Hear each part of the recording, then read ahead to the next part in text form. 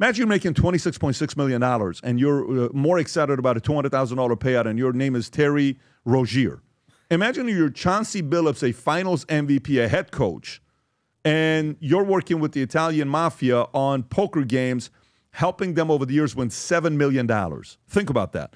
Imagine you're Terry Rozier, you decide to step out of the game 9 minutes into it, and then that's one of the ways, I just don't feel like playing. He just steps out and goes out and,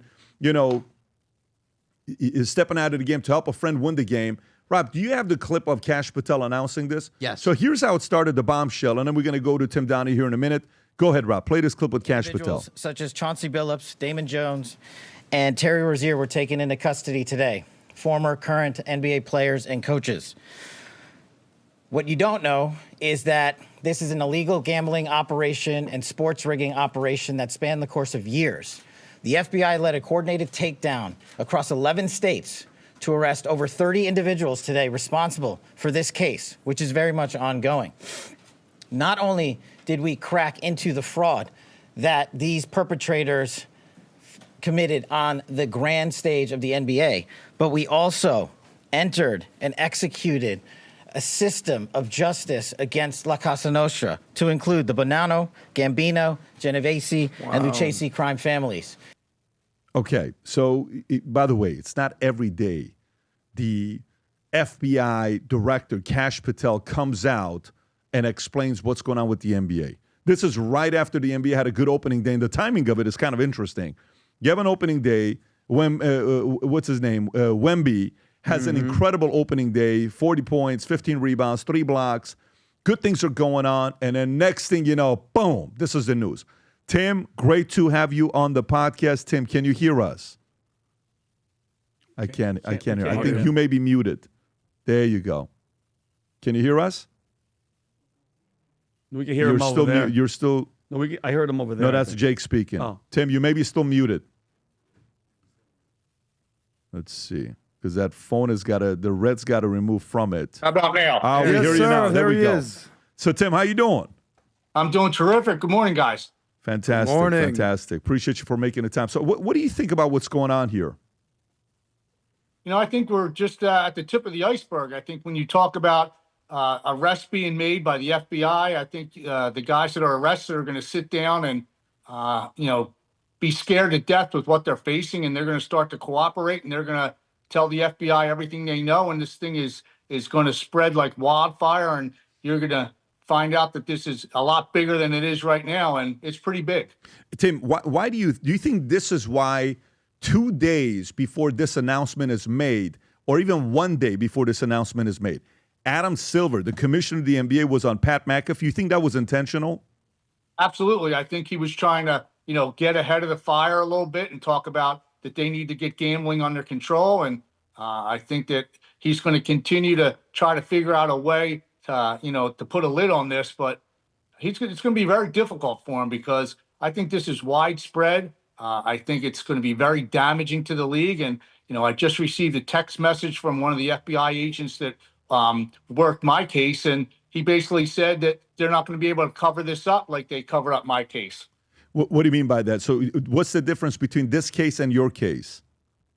I think the David Stern was able to basically put a lid on it and paint me as one bad apple, the only guy involved, and nobody else did anything but me. And, we're going to move on from it. The FBI said that there was 6 or 7 other people that they wanted to indict, and this got shut down from the highest level. And then I find out, after I go to jail that, a guy by the name of Greg Andres, who was the head of the Eastern District of New York, took a job at a law firm and all of a sudden got all the outside legal counsel work for the NBA. So, it was a situation where David Stern really ran that whole investigation, and it got shut down by the, highest level people in regard to other people being involved. Tim, so this is a bigger question for me. One of the stories was where is it Damon Jones, I think, was that gave and maybe I'm saying this incorrectly, but one of the players that was a teammate of LeBron gave word that he may not be playing the game to a guy on the outside. Do you think this is going to be tied to some NBA superstars as well? And Chauncey is a superstar. He's an NBA champion, finals MVP. He's absolutely a superstar, a head coach. But do you think some major superstar names could be tied or linked to this case here?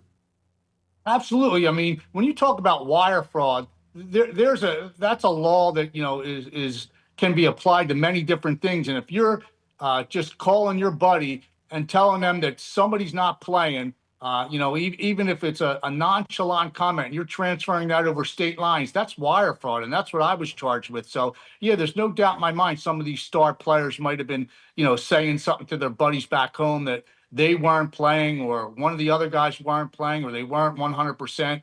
And bets were placed and money was made. I think that, sometimes people with power and money feel that the rules don't apply to them, and they're not going to get caught. And you get a little bit cocky like I did and think that you're going to get away with something like this. And you just don't. You eventually always get caught. What is the approach that the mob takes? A lot of times I've had a lot of the folks in the mob, on, and I've talked to Michael Francis on how closely they work with the NBA and college. And remember back in the days with, UNLV, and you would hear stories about some of the guys in Vegas that would go to UNLV, and LJ and Stacey Ogman and Jerry Tarkanian. Of course, a lot of these were allegations. But what is the mob's approach when it comes down to NBA players? Why is it that a lot of the mob is tied and they target NBA? And by the way, this may open up to the NFL. Stephen A. Smith said that, they may be coming after the NFL. They may be coming after WNBA. What is the mob's approach when it comes down to working with the NBA? Yeah, it's not just the NBA. This is going to be widespread into other, professional sporting teams also. And, it's just a situation where, you're hanging out with the wrong people different times, and people are connected to the mob, and you get comfortable with somebody, you think they're your friend, and the next thing you know, they have something on you, or you're in an enormous amount of debt to them for some reason, and they have their claws into you, and they're going to put pressure on you to do things for them in regard to information, so that they can continue to make millions and millions of dollars. So in my situation, I remember I thought I was just going to give the guy the picks for 3 months and be done with it, and the FBI agent said they would have never released you. You were their golden goose, and if you would have stopped giving them the picks that they wanted, they would end up killing you. So the mob is the mob, and it's still prevalent in the United States of America. I know people think that it's not, but it's still working very, very hard. Adam.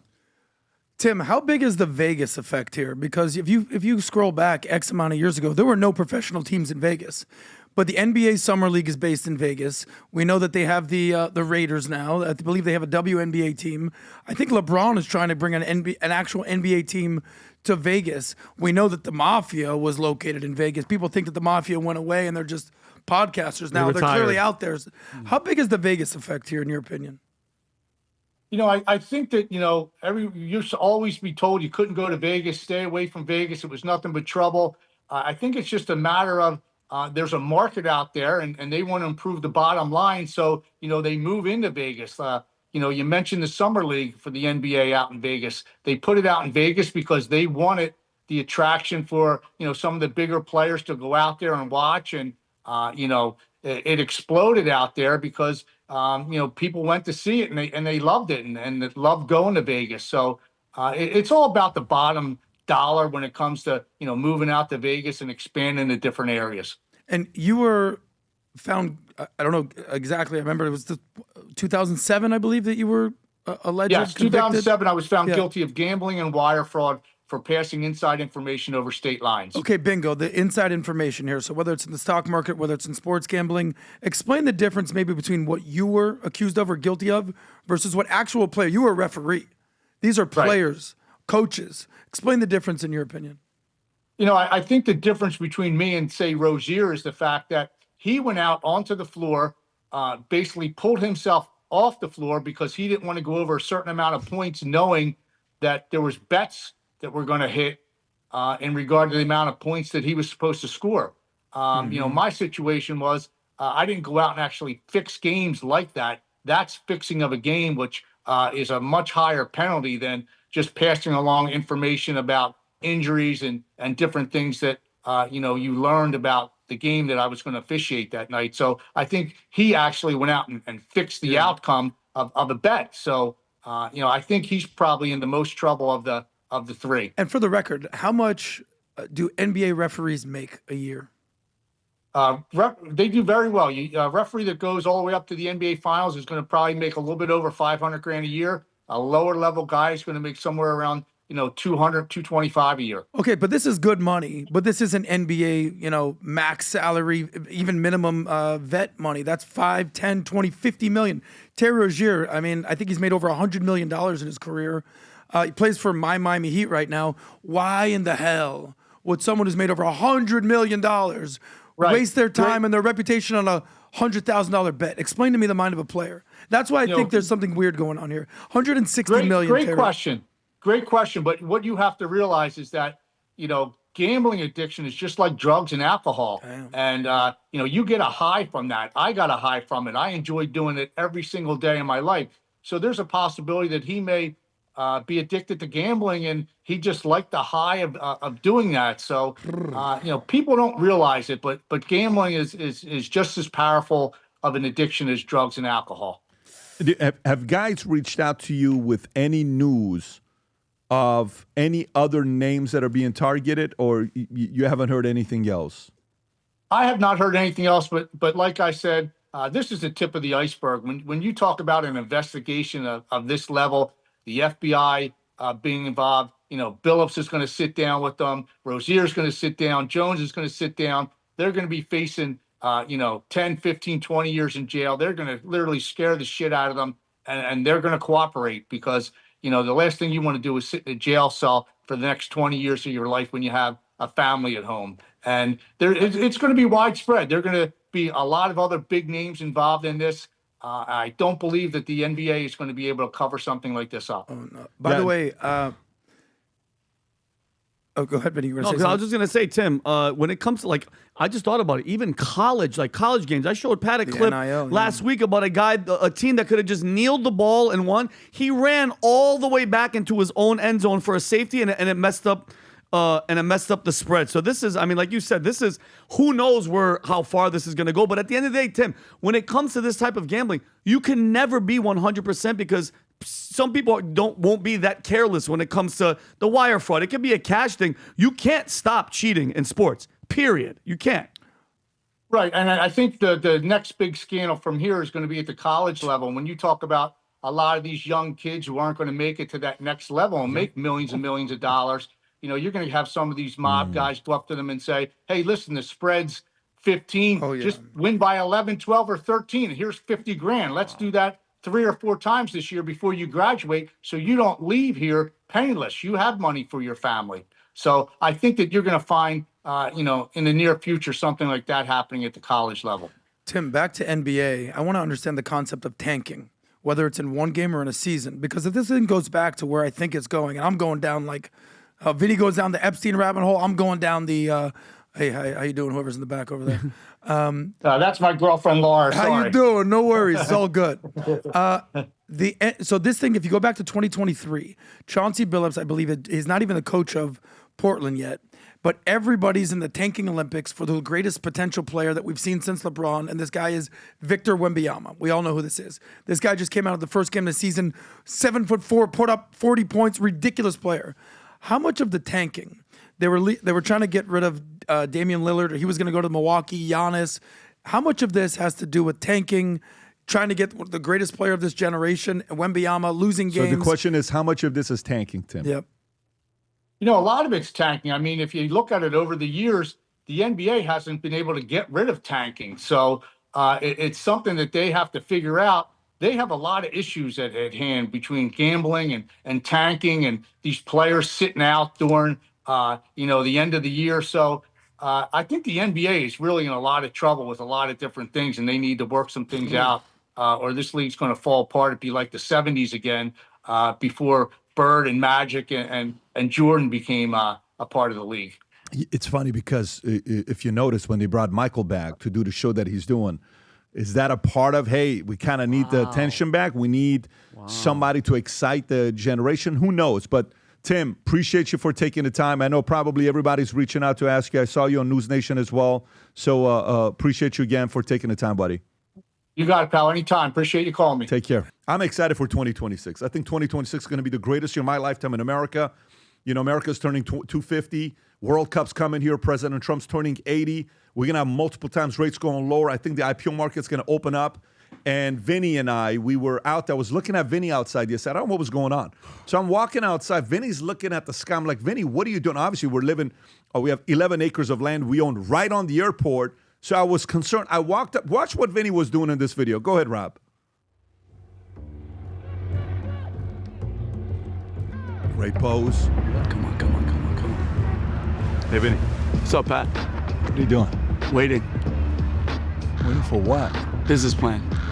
You come from Sky. That's what people told me. It works That's not how it works. Work for Newton. That's not how it works. On December 12th, I host an event called the Business Planning Workshop, where we go through this entire manual together on how to write a business plan based on 12 building blocks. Okay. All you have to do is click on a link below. Okay. Get registered. December 12th, we'll be together all day. All right, so can we go eat right now? Because I've been here for let's 4 go. hours waiting like an idiot. So if you're like Vinny waiting for a business plan to fall from sky, Still waiting. Don't do that. December 12th, come join myself and tens of thousands of people together that will be going through exactly the way I write the business plan based on 12 building blocks. If you haven't yet registered, click on a link below, Rob. If you can give them you can find out whatever ticket you want to go with. You can zoom in, not show your face. You can zoom in, be with everybody else, thousands of other people will see your face, and I'll be able to interact with you. Or you can be there live with us and call and find out more about that. But at the lowest one, you can get registered for $297 full day, and you'll get a 200-page workbook. Click on a link below. Get yourself, your wife, your friends, family, salespeople, executive team. Watch this business plan workshop together, assemble to a Rob. Let's please put the link below for that. If you enjoyed this video, you want to watch more videos like this, click here. And if you want to watch the entire podcast, click here.